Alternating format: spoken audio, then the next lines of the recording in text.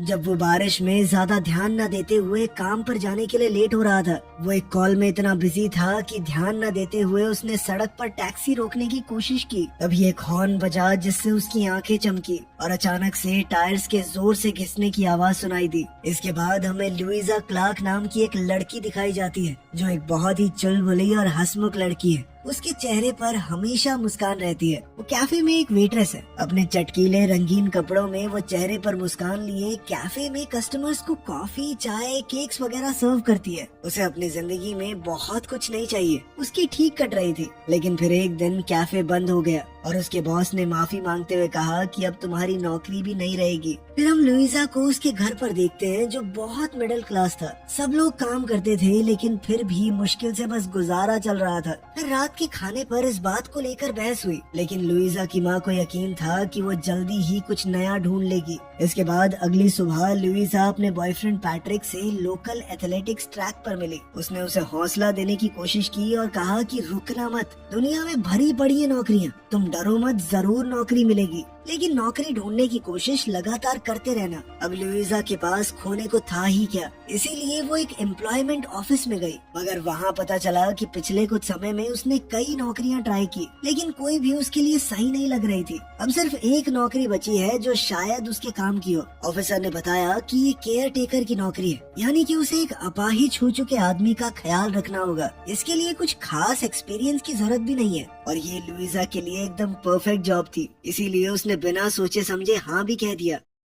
फिर अगले दिन लुइजा नौकरी के इंटरव्यू के लिए गई। वो जगह एक पुराने समय का महल था। इससे ये भी पता चल रहा था कि यहाँ रहने वाले लोग बेहद अमीर हैं। ये सब चकाचौंध देखकर लुइजा का मिडिल क्लास दिमाग थोड़ा नर्वस हो गया। उसके इंटरव्यू की शुरुआत थोड़ी ऑकवर्ड रही। उसके इंटरव्यू के दौरान उसकी स्कर्ट भी थोड़ी फट गई। लुइजा अक्सर ऐसी बेवकूफियाँ करती रहती है। कमिला ट्रेनर जो कि उसका इंटरव्यू ले रही थी, वो औरत बहुत ही शाही और रॉयल पर्सनैलिटी वाली थी। उसके सामने लुइजा की उलझुल हरकतें बहुत अजीब लग रही थी, लेकिन लुइजा बेचारी आदत से मजबूर बिना रुके बड़ बोलती रही। उसका खुद पर कंट्रोल ही नहीं था और धीरे धीरे उसकी बातों से कमिला ने उसकी सादगी और मासूमियत का पता लगाया। लुइजा को लगा था कि मुझे नौकरी नहीं मिलने वाली, लेकिन तभी कमिला ने पूछा कि क्या वो तुरंत काम शुरू कर सकती है। ये सुनते ही लुइजा बहुत खुश हो गई। इसके बाद कमिला ने लुइजा को पूरा घर दिखाया। वहाँ उसने बताया कि ये जॉब असल में उसके बेटे के लिए है, जो 2 साल पहले हुए एक हादसे के बाद हैंडीकैप बन गया था। उसकी नौकरी की छोटी छोटी बारीकियां समझाते हुए कमिला ने साफ कर दिया कि लुइजा का काम एक पेड केयर टेकर का नहीं है। उससे ज्यादा उसे एक दोस्त बनना होगा जो विल के साथ समय बिताए, बातें करे। हालांकि ये बात थोड़ी अजीब लगी उसे, लेकिन लुइजा फिर भी खुश थी कि चलो नौकरी तो मिली। फिर जब लुइजा पहली बार विल से मिली तो वो ज्यादा कुछ समझ नहीं पाई। अपने बिखरे बाल और बढ़ी हुई दाढ़ी के साथ विल व्हील चेयर पर बैठा था। सबसे पहले विल ने अपने मुंह से अजीब सी आवाजें निकालनी शुरू कर दी, जैसे वो जानबूझकर लुइजा को अजीब महसूस करवाना चाहता हो। और जब उसने बोलना शुरू किया तब भी उसकी बातों में मजाक और एक तरह की नफरत थी। यूँ सारा दिन एक कुर्सी पर बैठे बैठे उसका मन कड़वा हो गया था। विल के बिना बात के ताने सुनकर लुइजा को अब ये नौकरी इतनी भी अच्छी नहीं लग रही थी। खैर घर वापस आने पर लुइजा ने देखा कि सब कुछ बिल्कुल उथल पुथल हो रखा था। घर में सामान फैला हुआ था, किचन बिखर चुकी थी और हर कोई परेशान लग रहा था। लेकिन जैसे ही लुइजा ने बताया कि उसे नौकरी मिल गई तो पूरा परिवार खुशी से झूम उठा। फिर अगले दिन काम पर लुइजा को विल के फिजिकल थेरेपिस्ट नेथन ने समझाया कि तुम्हें विल को उठाने या इस तरह की कोई चीज करने की जरूरत नहीं है। इस पर लुइजा ने पूछा कि फिर करना क्या है मुझे, तो नेथन के पास भी कोई खास जवाब नहीं था। उसने सिर्फ इतना कहा कि शायद तुम्हारा काम विल को खुश रखना है। मगर लुइजा की विल के साथ पहली बातचीत बिल्कुल भी अच्छी नहीं थी। उसने विल को मनाने की कोशिश की कि चलो मेरे साथ बाहर चलो, लेकिन विल हर बात पर ताना सा मार देता। बहुत रूड भी था वो। फिर उसने सीधा सीधा कहा कि बहुत बकर बकर करती हो तुम, मेरे आसपास हो तो थोड़ा कम बोला करो। इससे अपनी लुइजा का मन और थोड़ा खट्टा हो गया। लुइजा ने कोशिश बहुत की कि दिखाए ना कि उसे बुरा लगा है, लेकिन उसके चेहरे पर ये साफ दिख रहा था। फिर हम देखते हैं कि वो गार्डन गार्डन में अकेली बैठकर लंच करती थी, सबसे अलग, खास करके विल से। इतनी बुरी शुरुआत के बावजूद लुइजा ने नौकरी छोड़ने की बजाय काम करने का फैसला किया। हर दिन वो अपने रंगीन कपड़ों में आती और पूरी कोशिश करती कि विल को थोड़ा आराम और खुश महसूस करवा सके। हर दिन विल उसे देखकर और ज्यादा कंफ्यूज लगने लगता। वो सोच रहा था कि इस लड़की को बिल्कुल बेइज्जती महसूस नहीं होती या सेल्फ रिस्पेक्ट है ही नहीं इसमें। इसी बीच लुइजा अपनी बहन ट्रीना के साथ विल के बारे में बात कर रही थी। धीरे धीरे बात ट्रीना पर आ गई, जहाँ उसने बताया कि वो दोबारा अपनी पढ़ाई शुरू करने के बारे में सोच रही है। मगर ये सुनकर लुइजा परेशान हो गई, क्योंकि इसका मतलब था कि उसे घर पर रुककर अकेले ही मम्मी पापा का ध्यान रखना होगा। ट्रीना को भी उसके लिए बुरा तो लग रहा था, लेकिन उसके पास कोई चारा भी नहीं है। उसके लिए ये करना जरूरी था और लुइजा ये समझ रही थी। फिर अगली सुबह लुइजा जब विल के घर पहुंची, तब उसे पता चला कि विल के कुछ पुराने दोस्त उससे मिलने आए थे। ये थोड़ा अलग था और कमिला के हाव भाव देखकर ऐसा लग रहा था मानो वो चाहती ही ना हो कि विल उनसे मिले। जो लोग आए थे वो थे विल का बेस्ट फ्रेंड रूपर्ट और उसकी एक्स गर्लफ्रेंड एलिसिया। उनकी बातचीत से साफ पता चल रहा था कि उनके रिश्ते में खटास तो आई है। इधर लुइजा साइड में खड़ी सब कुछ देख रही थी और उसके चेहरे पर दर्द साफ नजर आ रहा था। लेकिन बात और भी खराब तब हो गई जब रूपर्ट ने बताया कि वो और एलिसिया न सिर्फ डेट कर रहे हैं, बल्कि अब तो दोनों की मंगनी भी हो गई है। वो दोनों ये खबर विल को साथ में देना चाहते थे, मगर विल ये सब सुनकर अंदर से टूट गया। लेकिन उसने हर बार की तरह अपनी भावनाएं अपनी तीखी और ठंडी बातों में छुपा ली। जब एलिसिया वहाँ से जा रही थी तो उसने लुइजा के सामने कबूल किया कि एक्सीडेंट के बाद वो विल के साथ रहना चाहती थी, लेकिन किसी ऐसे इंसान की मदद नहीं की जा सकती जो खुद मदद लेना ही ना चाहता हो। इस पर लुइजा ने कुछ नहीं कहा, लेकिन उसके चेहरे से साफ लग रहा था कि वो इस बात से सहमत नहीं है। खैर, उनके जाने के बाद लुइजा को दूसरे कमरे से जोर की आवाज आई। वो तुरंत वहाँ गई और देखा कि विल की फ्रेम्ड फोटोज जमीन पर टूटकर बिखरी हुई थी। ऐसा लग रहा था जैसे विल ने खुद उन्हें गिरा दिया हो। बाद में जब लुइजा अपने बॉयफ्रेंड पैट्रिक के साथ थी, तब भी वो विल के बारे में ही बात कर रही थी। उसने कहा कि मुझे यकीन नहीं होता, बेचारे विल के साथ जिंदगी ने पहले तो इतना बुरा किया, ऊपर से उसका सबसे करीबी दोस्त और उसकी एक्स एक दूसरे से शादी करने वाले हैं। ये सब देखकर उस बेचारे को अपनी डिसेबिलिटी का और ज्यादा एहसास होता होगा। उसे विल के लिए बहुत बुरा लग रहा था, लेकिन पैट्रिक को इससे कोई फर्क नहीं पड़ा। उसका ध्यान कहीं और ही था। असल में उसने लुइजा को नॉर्वे जाने के लिए मना लिया था, जहाँ एक रेस होने वाली है जिसमें वो अपने दोस्तों के साथ हिस्सा लेना चाहता है। लुइजा को पहले इस बारे में पता ही नहीं था, और जब उसे पता चला तो वो इतनी घबरा गई कि कुछ कह ही नहीं पाई। उसकी बात सुनकर पैट्रिक पीछे हटने वाला तो था नहीं, इसीलिए उसने नाटक किया कि मैं बहुत खुश हूँ, वाओ। अब अगले दिन काम पर विल ने लुइजा को उन फोटोज को ठीक करते हुए देख लिया जो उसने कल तोड़ दी थी। उसने तुरंत कहा कि मैं नहीं चाहता ये फोटोज ठीक की जाए, मैं अब खुद को उस रूप में देखना नहीं चाहता। उसे ऐसी कोई भी चीज पसंद नहीं जो उसे अपनी पुरानी जिंदगी की याद दिलाए। इससे वो और ज्यादा अपाहिज महसूस करता है। अब वो लुइजा पर गुस्सा करने लगा कि किससे पूछ के तुम ये ठीक कर रही थी, पागल लड़की। लेकिन इस बार लुइजा भी चुप नहीं रही। उसने भी जवाब दिया और कहा कि पहले तो इस तरह बर्ताव करना बंद करो, क्योंकि मैंने ऐसा कुछ नहीं किया है तुम्हारे साथ। गुस्से में उसने ये भी बोल दिया कि मुझे कोई शौक नहीं है तुम्हारे साथ यहाँ बैठ के बात करने का, मैं बस पैसों के लिए ये नौकरी कर रही हूँ, मुझे बहुत जरूरत है इसलिए। और ये बात मानो विल को छू गई। उसी दोपहर अचानक से विल ने लुइजा को अपने साथ मूवी देखने के लिए कहा। लुइजा को ऐसी मूवी देखना जिसके अंदर सबटाइटल होते हैं कुछ खास पसंद नहीं है, लेकिन फिर भी उसने हाँ कर दी। मगर थोड़ी ही देर में वो मूवी उसे बहुत ज्यादा पसंद आई। इस बारे में उन दोनों ने पहली बार एक ढंग की बातचीत की। इसके बाद तो और भी चौंका देने वाली बात हुई। विल ने कहा कि बाहर चले क्या थोड़ा। अब उनकी बातचीत बढ़ने लगी और दोनों एक दूसरे के साथ अच्छा महसूस करने लगे। कमिला ने भी जब ये देखा तो वो बहुत खुश हुई।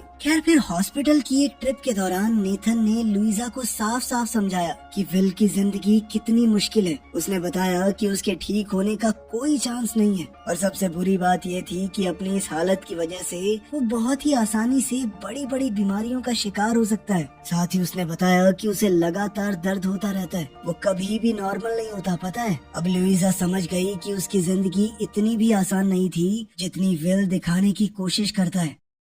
फिर उस रात जब लुइजा पैट्रिक के साथ मूवी देखने गई तो उसने एक फॉरेन फिल्म देखने के लिए कहा, लेकिन पैट्रिक ने उसकी बात पर ध्यान ही नहीं दिया और एक कॉमेडी मूवी की टिकट खरीद ली। खैर कुछ दिन बाद बाहर बर्फ गिर रही थी, लेकिन अंदर विल की तबीयत खराब हो गई। उसे तेज बुखार था और उसके पिता ने लुइजा से कहा कि उस पर नजर रखना। लुइजा ने बिल्कुल ऐसा ही किया, मगर जैसे जैसे वक्त बीता उसकी हालत और ज्यादा खराब हो गई। उसने मदद के लिए कॉल करने की कोशिश की, लेकिन आधी नींद में विल ने कहा कि टेंशन मत लो, सब कुछ ठीक हो जाएगा। लेकिन कई घंटे बीत गए और उसकी हालत बिगड़ती ही जा रही थी। आखिरकार नेथन वहाँ पहुँचा और जैसे ही उसने विल की हालत देखी वो बुरी तरह घबरा गया। वो तुरंत उसे बचाने के लिए हर मुमकिन कोशिश करने लगा। इसी दौरान लुइजा ने विल की कलाई पर कट मार्क्स देखे और उसे समझ आ गया कि विल अपनी भावनाओं को छुपाता है। वो झूठ बोल रहा है कि सब सही है। जो बेमतलब की बातें वो दूसरों के सामने करता है वो तो बस एक ढोंग है। अंदर ही अंदर वो बहुत दुखी था।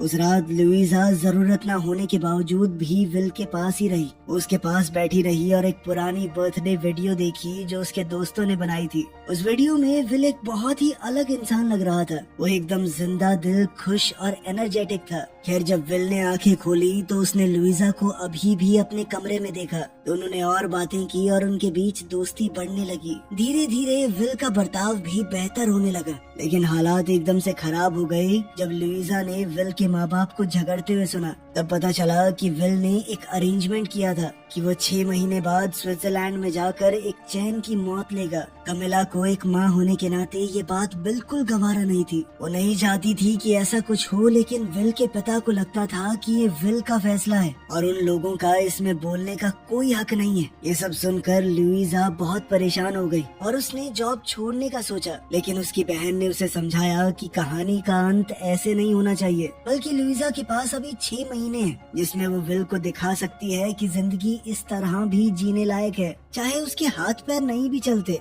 तब भी। अब लुइजा ने अपना ये प्लान विल के माँ बाप को बताया और उन्होंने कहा कि अगर वो विल को घर से बाहर ले जाने में कामयाब हो गई तो वो उसकी हर तरह से मदद करेंगे। अब लुइजा जानती थी कि विल खुद से तो कहीं नहीं जाएगा, इसीलिए उसने झूठ कह दिया कि नेथन ने कभी हॉर्स रेस नहीं देखी, वो जाना चाहता है वहाँ। फिर जब दोनों वहाँ पर गए तो लुइजा बहुत एक्साइटेड थी, लेकिन तभी अचानक विल की व्हील चेयर मिट्टी में फंस गई। इससे विल को शर्मिंदगी महसूस हुई, लेकिन फिर कुछ लोगों ने आकर उसकी मदद की। इस छोटी सी दिक्कत के बाद भी सब ठीक लग रहा था और विल अब थोड़ा एंजॉय भी कर रहा था। लेकिन बाद में वो लोग एक रेस्टोरेंट में गए जहाँ उन्हें सर्व करने से मना कर दिया गया। इसके बाद लुइजा ने वहाँ पर तमाशा खड़ा कर दिया। इससे विल थोड़ा शर्मिंदा हो गया और उसका पूरा दिन खराब गया। मगर हार ना मानने का फैसला करते हुए लुइजा ने विल को बताया कि मेरे पास मोजार्ट कॉन्सर्ट की टिकट्स हैं, क्योंकि वो कभी भी किसी ऐसे कॉन्सर्ट में नहीं गई। विल पहले तो जाना नहीं चाहता था, लेकिन फिर थोड़ी हिचकिचाहट के बाद वो मान गया। उस रात लुइजा बहुत अच्छे से तैयार हुई और वो बेहद सुंदर भी लग रही थी। विल ने भी एक सूट पहन लिया, दोनों साथ में बिल्कुल जच रहे थे।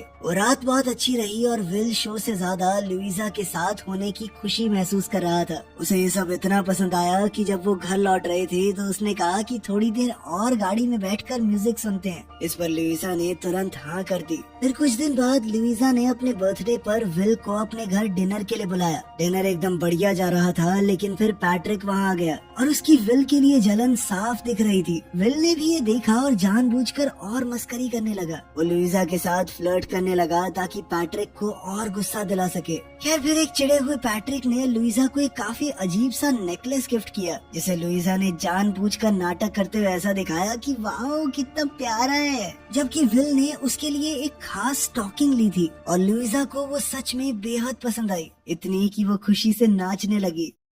फिर अगले दिन विल लुइजा को पास के एक किले का टूर करवाने ले गया। वहाँ उसने लुइजा को अपनी सबसे पसंदीदा जगह के बारे में बताया, जो थी पेरिस, और वहाँ का एक छोटा सा कैफे जहाँ वो पहले कई बार जाया करता था। लुइजा ने उससे कहा कि वहीं चलते हैं ना, लेकिन विल ने उसे समझाया कि मैं वहाँ पर बिल्कुल उसी तरह से जाना चाहता हूँ जैसे पहले जाता था, ये बेकार सा शरीर लेकर नहीं। फिर घर वापस आकर लुइजा के पिता ने अपनी नई नौकरी मिलने का जश्न मनाया। पता चला कि विल के पिता ने उन्हें महल में मेंटेनेंस का काम दे दिया था। लुइजा खुश तो थी, लेकिन उसे थोड़ी चिंता भी हो रही थी कि कहीं ये नौकरी उसके पिता को गलत वजह से तो नहीं दी गई। तब विल ने उसे समझाया कि इसका मतलब सिर्फ इतना सा है कि तुम्हें अब सबके लिए चिंता करने की जरूरत नहीं है, अब वो थोड़ा अपने बारे में सोच सकती है। फिर आया रूपर्ट और एलिसिया की शादी का दिन, जहाँ विल और लुइजा एक साथ गए। शुरुआत थोड़ी अजीब थी, लेकिन धीरे धीरे सब नॉर्मल होने लगा। फिर लुइजा ने थोड़ी ड्रिंक ली और विल को लोगों के साथ घुलने मिलने के लिए कहा।